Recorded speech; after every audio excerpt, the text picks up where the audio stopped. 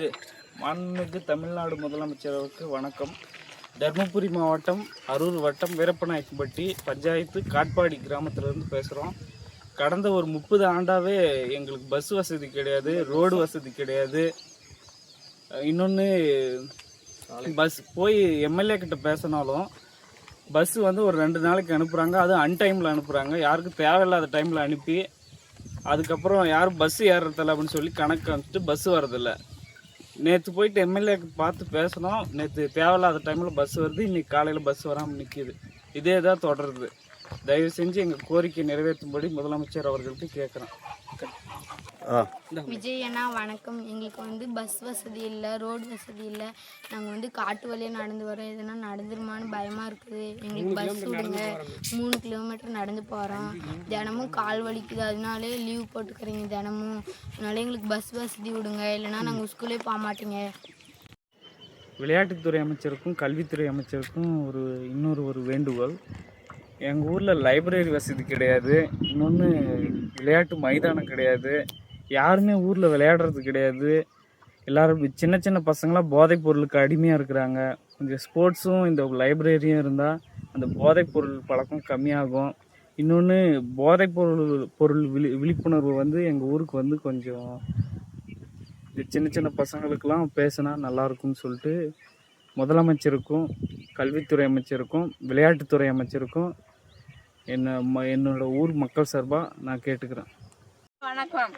நாங்கள் 30 வருஷமாங்க இருக்குதுங்க. பஸ் வசதி எங்களுக்கு கிடையாது. பிள்ளைங்களுக்கு நடந்து போகிறதுக்கு 5 கிலோமீட்டர் நடந்து போகுதுங்க காட்டு வழியில்.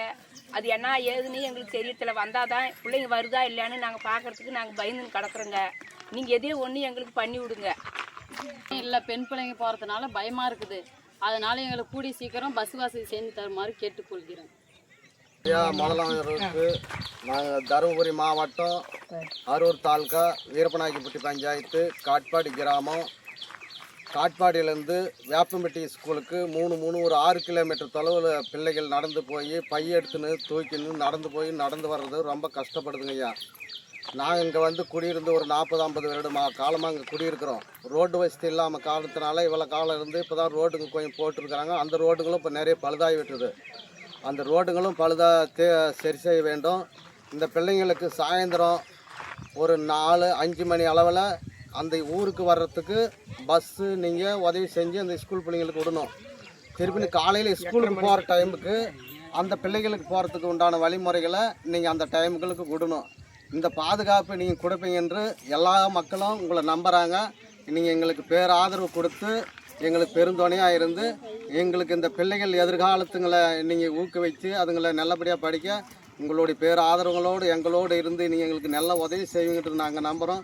எங்களுக்கு இந்த வண்டிகளை சரியான அளவில் எங்களை பயன்படுத்தி வாழ வைக்கும்படியாக தமிழ்நாடு முதலமைச்சருக்கு நாங்கள் ஊருக்காரர் நிறைய நன்றிகளை உங்களுக்கு சொல்கிறோம்.